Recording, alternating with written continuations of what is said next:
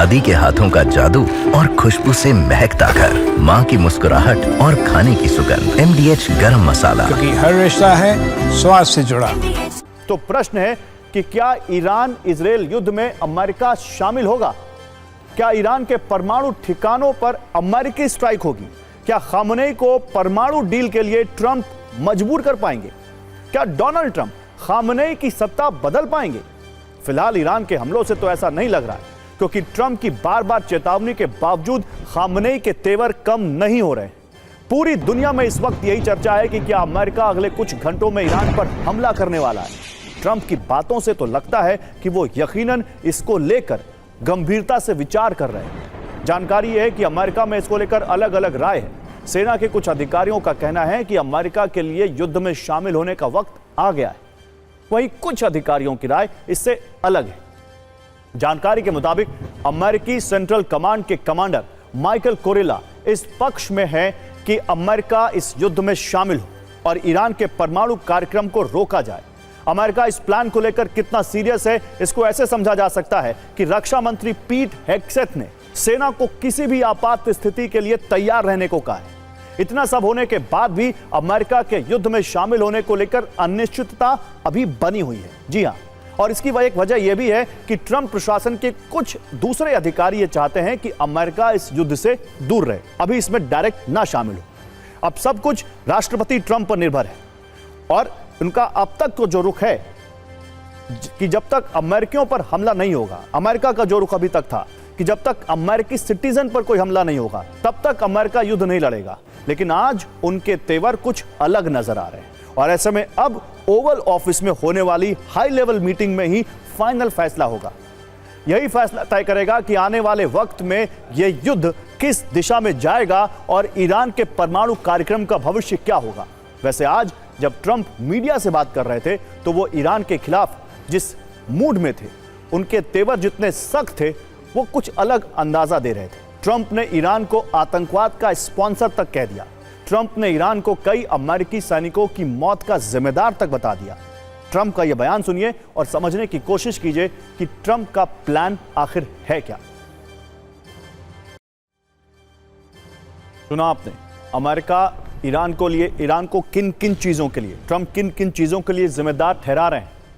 वैसे अमेरिका सीधे तौर पर बेशक अभी युद्ध में शामिल नहीं है, लेकिन इजरायल को अमेरिका की मदद मिल रही है। इसके बावजूद भी इजरायल ईरान के परमाणु ठिकानों को पूरी तरह तबाह कर पाने में नाकाम रहा है और यही वजह है कि अब इजरायली पीएम नेतन्याहू ने अमेरिका से युद्ध में शामिल होने की मांग की है।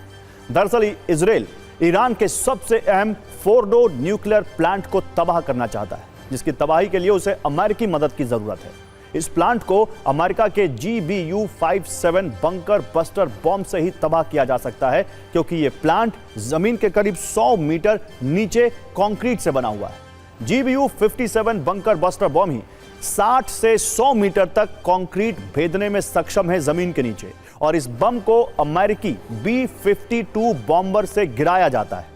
लेकिन सवाल फिर वही है कि क्या ट्रंप इस प्लान पर फाइनल मुहर लगाएंगे। वैसे नेतन्याहू ने तो कह दिया है कि यह लड़ाई सिर्फ इजरायल की नहीं बल्कि अमेरिका की भी है। और इस पूरे संघर्ष का सारांश यही है कि ईरान तेजी से परमाणु कार्यक्रम डेवलप कर रहा था, ईरान तेजी से परमाणु बम बना रहा था। अमेरिका और इजरायल समेत दुनिया के कई ऐसे देश हैं जिन्हें यह मंजूर नहीं है, जो इसे दुनिया के लिए बहुत बड़े खतरे के तौर पर देख रहे हैं। इसलिए अमेरिका ने खामनेई की सत्ता से कह दिया है कि वो तेहरान खाली करें। नेतन्याहू ने भी खामनेई की सत्ता से यह कह दिया है कि तेहरान को खाली करने का वक्त आ गया है। दुनिया के दूसरे देश भी ईरान की परमाणु हरकत को कैसे गंभीरता से ले रहे हैं, सिर्फ 90 सेकंड में देखिए।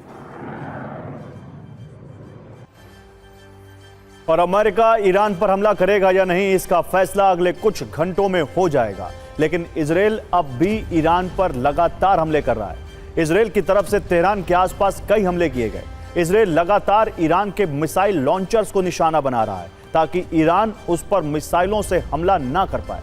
इजरायल के हमले में ईरान के टॉप सैन्य अधिकारी मेजर जनरल अली शादमानी की मौत हो गई। शादमानी ईरान की खत्म अल अनबिया हेडक्वार्टर्स यानी सैन्य आपात कमान के प्रमुख थे। उन्होंने 4 दिन पहले ही यह पद संभाला था। उन्हें इजरायली हमले में मारे गए मेजर जनरल गुलाम अली राशिद की जगह यह जिम्मेदारी दी गई थी। राशिद की मौत भी इजरायली हमले में हुई थी। बताया जा रहा है कि ईरानी कमांडर्स और न्यूक्लियर वैज्ञानिकों को मारने में इजरायल की खुफिया एजेंसी मोसाद की बेहद अहम भूमिका है। मोसाद के एजेंट्स ईरान में रहकर ही ऑपरेशन को अंजाम दे रहे हैं। इजरायली एयर स्ट्राइक के शुरुआती दिन से मोसाद से निपटना ईरान के लिए चुनौती बना हुआ है। मोसाद ने ईरान के भीतर से ही ईरान के अहम सैन्य ठिकानों पर ड्रोन स्ट्राइक की थी। इन हमलों में इजरायल के डिफेंस सिस्टम को तबाह कर दिया गया था। मोसाद का यह ऑपरेशन अभी भी जारी है। इजरायली पीएम नेतन्याहू कह चुके हैं कि यह जंग खामनेई के खात्मे तक जारी रहेगी। तो इजरायली खुफिया एजेंसी मोसाद और आईडीएफ ईरानी सेना के कमांडर्स को निशाना बना रहे हैं। अब तक ईरान के 20 से ज्यादा बड़े सैन्य अधिकारियों की मौत हो चुकी है। आइए जरा इनके बारे में आपको बताते हैं। इसमें खामनेई के करीबी अली शादमानी भी शामिल है, जो खतेम अल अनबिया के डिप्टी कमांडर थे, जिनकी मौत हो गई।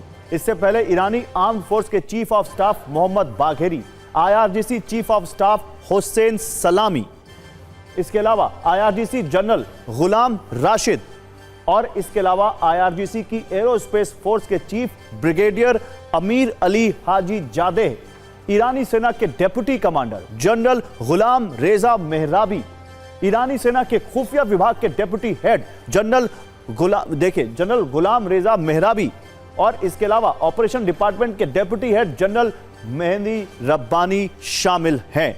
अब सवाल यह है कि आखिर इतने पिन पॉइंट अटैक इजरायल ने ईरान के इन कमांडर्स पर किया, क्या उनको पता नहीं था या आखिर इजरायल ने ऐसा किया, कैसे किया, क्या मोसाद है इसके पीछे? क्योंकि इजरायल पर ईरान के हमलों के कुछ और नए वीडियो हैं, वो भी आपको दिखाते हैं, जिससे आप समझ पाएंगे कि अमेरिका की चेतावनी के बावजूद ईरान किस इंटेंसिटी से हमले कर रहा है। ईरान अपने जखीरे में मौजूद मिसाइल का भरपूर इस्तेमाल कर रहा है। इजरायल के शहरों को इसी तरह जला रहा है, इजरायल के नागरिकों को इसी तरह टारगेट कर रहा है। दो तस्वीरें दिखाते हैं आपको, इनसे जानिए कि कैसे ईरान इजरायल में वही कर रहा है जो इजरायल गाजा में कर चुका है। ईरान की मिसाइलें इसी तरह ईरान की मिसाइलें इसी तरह इजरायल के शहरों को समतल बना रही हैं।